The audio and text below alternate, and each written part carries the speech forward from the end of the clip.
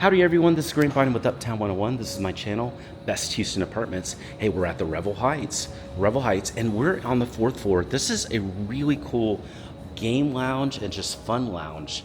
What I like about this is, first of all, I love the 2-story and all the glass. It gives you some great views of Houston. There's downtown Houston right there. Downtown Houston is 15 minutes max, depending on the area you're going. It's just right over there, so it's easy to access. It's fun to see that.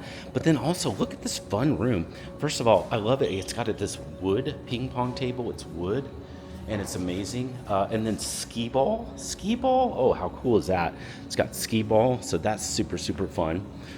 It's got a Pac-Man table that's here. That's super fun. That's all here. And then it's got all of these other things here. Oh gosh, air hockey. That's really fun. So got all this. Oh, this is just a blast. It'd be so super fun.